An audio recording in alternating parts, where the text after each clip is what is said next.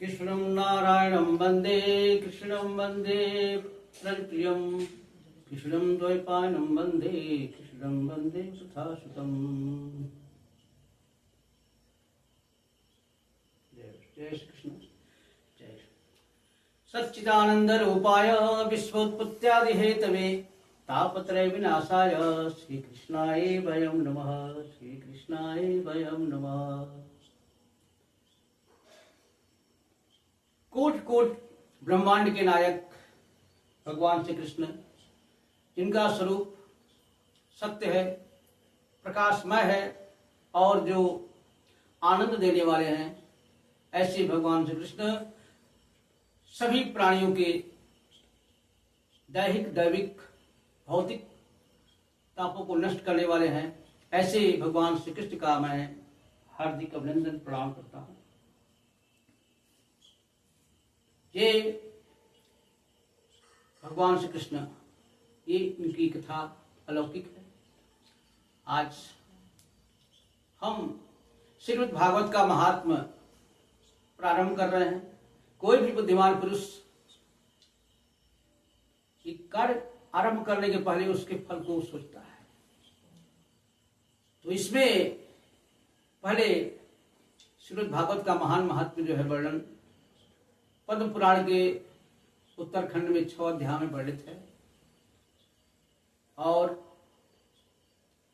सर्वप्रथम मैं इस सप्ताह श्रवण को सुनाने वाले सुखदेव महाराज का वंदन अभिनंदन करता हूं। एक बार जब सुखदेव जी, जिनका यज्ञोपवीत संस्कार भी नहीं हुआ था और मां के गर्भ से निकलते ही वो संन्यास के लिए चल दिए, इनके बारे में एक रोचक कथा आती है। सुखदेव जी अपने मां के गर्भ में 12 साल तक रह गए। उन्होंने अपने मां के गर्भ को ही मंदिर बना लिया। अब उनकी माता परेशान, ये बालक क्यों बाहर नहीं आ रहा है। उन्होंने वेदव्यास जी से कहा कि मैं जब सोती हूं तो हमको वेदों की ध्वनि सुनाई पड़ती है। तो वेदव्यास जी बोले, अरे बेटा बाहर आओ, बाहर आओ। कहे नहीं नहीं, मैं बाहर नहीं आऊंगा, बाहर आऊंगा तो हमको तो माया घेर लेगी। कहे नहीं नहीं, आप जब साक्षात भगवान विष्णु जी आकर कहेंगे तब मैं बाहर आऊंगा। इसके बाद स्वतः सत्यनारायण भगवान आए और इनसे कहे, बेटा आओ, तुमको माया मेरी व्याप्त नहीं करेगी। अब साक्षात नारायण भगवान के आश्वासन पर सुखदेव जी तो निकले और तुरंत निकलते ही चल दिए। अभी उनका कोई लौकिक संस्कार नहीं हुआ था, जिनको कोई नहीं हुआ था। अब ये व्यास जी उनके पीछे पीछे, बेटा रुको रुको, कहां जा रहे हो, कहां जा रहे हो। तो चल दिए। अब देखिए, ये जो है अपने पुत्र के मुंह में माया के खोज रहे हैं और सुखदेव जी उस परम ज्ञान के लिए खोज रहे हैं। वो निकल गए, चलते गए और तन्मय होने के कारण सुखदेव जी तो भगवान में तन्मय थे, वो जवाब नहीं दिए। उनका जवाब वृक्ष ने दिया, बता दिया, हे व्यास जी, आप माया को खोज रहे हैं, वो परमात्मा खोज रहे हैं, इसलिए उनका पीछा मत करिए। ऐसे मैं सुखदेव जी का मैं कोट से प्रणाम करता हूं। इन्होंने अपने मुखों से जो है यह कथा कही। अब ये कथा शुरू होती है नैमिषारण्य से। आज के सीतापुर जनपद में नैमिषारण्य बहुत ही एक पुण्य तीर्थ स्थान है। वहां पर सभी इतने सारे ऋषि महर्षि मुनि लोग रहते हैं, जो कि मतलब गृहस्थ हैं, लेकिन उनकी आयु बहुत ज्यादा हुआ करती है। तो उसमें एक प्रमुख थे सौनक जी।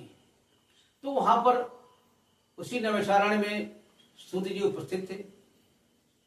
अब सौनक जी कहते हैं, हे प्रभु, आप परम ज्ञाता हैं, ईश्वर के तत्व को समझने वाले हैं, और आप हमें कुछ ऐसी कथा सुनाइए जो मनुष्य के जीवन का कल्याण करने वाली हो। इस माया के मोह को, बंधन को छुड़ाने वाली हो। इस पर सूत जी बहुत प्रसन्न हुए। कहे सौनक जी, मैं समझता हूं आप भगवान श्री कृष्ण की कथा का रसास्वादन करना चाहते हैं और आप में उनकी बहुत ही भक्ति है, इसलिए मैं आपको अवश्य ही वो बातें बताऊंगा। और ये कहते हुए वो बोले कि एक बार ये सुखदेव जी हमसे एक बहुत ही गोपनीय बात बताए थे। वो बातें मैं बता रहा हूं कि विशालापुरी में एक बार वो सत्संग करने के लिए सनत, सनंदन, सनत कुमार जो चारों हैं वो आए हुए थे और वहां पर उन्होंने नारद जी को देखा। तो नारद जी को देखते हुए पूछे, हे नारद जी, आप तो विरक्त हैं, आप ऐसा क्यों व्यग्र हैं? आप तो मालूम होता उस पुरुष के समान दिखाई पड़ रहे हैं जैसे सब कुछ इसकी संपत्ति लुट गई हो, और आप इतने ज्ञानी भक्त हैं, आपको तो इस प्रकार से तो वो नहीं होना चाहिए। तब नारद जी ने कहा, मैं क्या कहूं, मैं पृथ्वी को तो अपना ये सर्वोत्तम लोक समझ करके और मैं गया। मैं काशी, कांची, प्रयाग, हरिद्वार तमाम तीर्थों का भ्रमण किया, लेकिन मुझको कहीं भी शांति नहीं मिली। पृथ्वी में एक कलयुग का प्रभाव हो गया था। अब इस कारण से कुछ भी हमको अच्छा नहीं लगा। तो चलते चलते चलते चलते मैं पहुंच गया यमुना जी के तट पर, और वहां मैं क्या देखा, एक बहुत ही आश्चर्यजनक घटना मैं देख रहा हूं।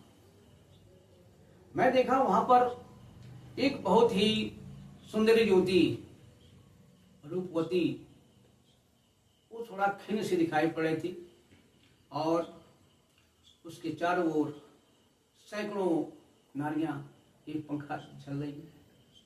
मुझको थोड़ा विस्मय हुआ और मैं वहां पर कुतूहलवश वहां गया। अब मैं वहां पहुंचा तो मैं पूछा, हे देवी, तुम कौन हो और ये जो तुम्हारी सेवा कर रहे हैं ये लोग कौन है? तो कही, मुनिवर, मैं भक्ति हूं, मेरी बहुत ही व्यथा है। और पूछी, ये कौन है? ये दो बगल में लेटे हुए वृत्त से एकदम जरा बाल सफेद, तो बताइए, ये दोनों मेरे ज्ञान और वैराग्य मेरे दो पुत्र हैं, तो ये कैसा हो गया? भक्ति ने बोला कि प्रभु, यहां पर तो मैं सही हो गए। मेरा जन्म द्रविड़ देश में हुआ था। द्रविड़ देश मतलब आज का जो आंध्र प्रदेश है, दक्षिण भारत का प्रदेश, वहां पर मैं पैदा हुई।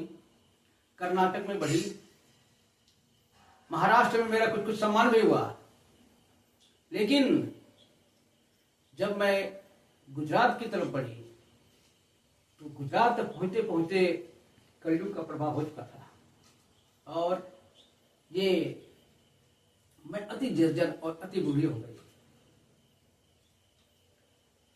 मैं वहां ठहरना नहीं चाहती थी। फिर मैं खिन्न अवस्था से वहां से चली और मैं आ गई वृंदावन। वृंदावन आते ही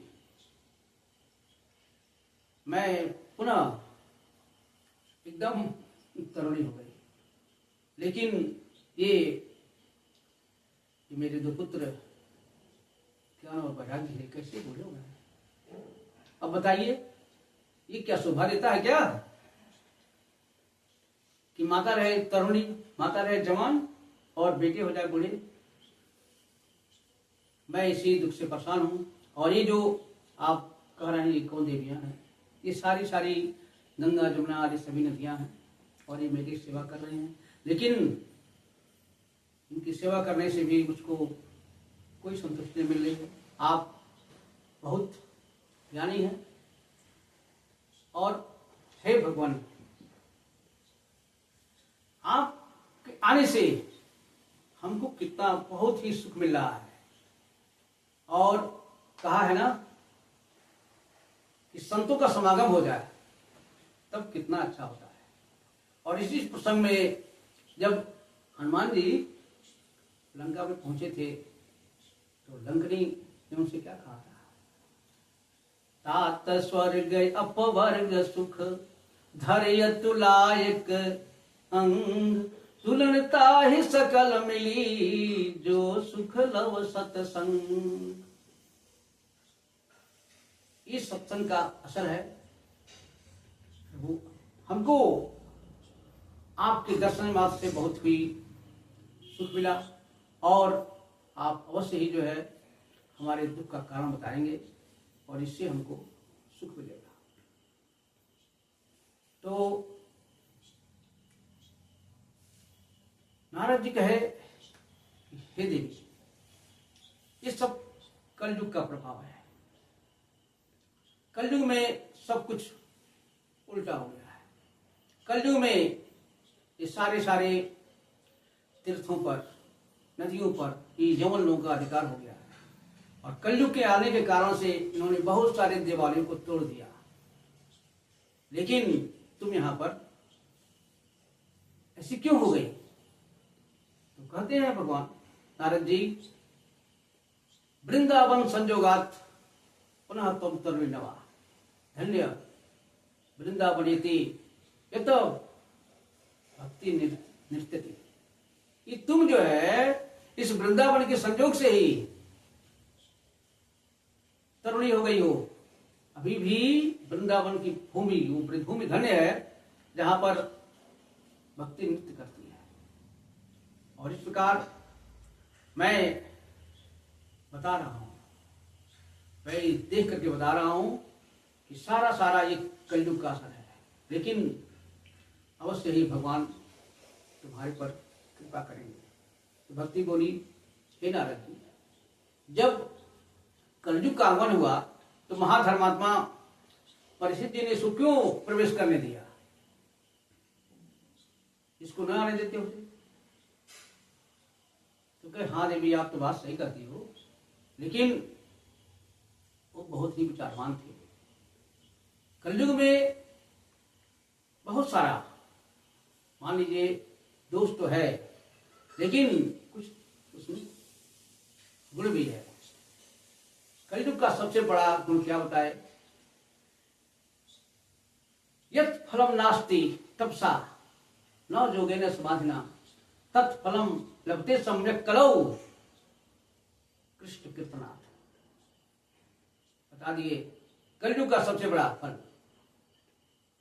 जो फल तप से, योग से, समाधि से नहीं मिलता है, वो फल कलयुग में केवल भगवान के नाम का कीर्तन करने से, भगवान के नाम का जप करने से मिलता है। बोलिए श्री कृष्ण भगवान की जय। और इस प्रकार यही बात गोस्वामी जी ने भी मानस में क्या कहा? कलयुग केवल नाम आधारा सुमेरे सुमेरे नर उतरहि पारा। बताइए, कलयुग समयुग आन नहीं जो करना रे विश्वास, ये कलयुग की महिमा है। इसलिए मैं कहता हूं कि कलयुग तो सभी गुणों से, सभी युगों से अच्छा है। कुछ न करिए, बस भगवान का नाम करिए, राधे राधे बोलिए, कृष्ण कृष्ण बोलिए, हरे राम हरे कृष्ण बोलिए, जो भी आए बस करते रहिए और आपका बेड़ा पार हो जाएगा। और इस प्रकार ये कलयुग का महिमा बताए कि तुम परेशान मत हो देवी, और सब कुछ जो है सब सही हो जाएगा। तो भक्ति बहुत खुश हुई और क्या बोली,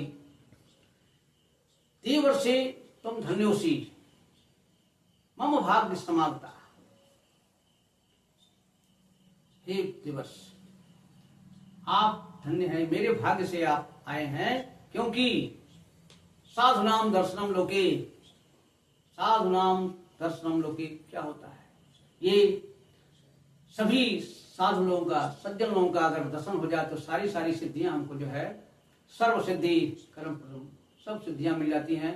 तो मैं आपसे बहुत प्रसन्न हूं, क्योंकि आप बहुत महान हैं। आपने कयाधु पुत्र प्रहलाद को जो मंत्र दिया तो वो उनका हो रह गया।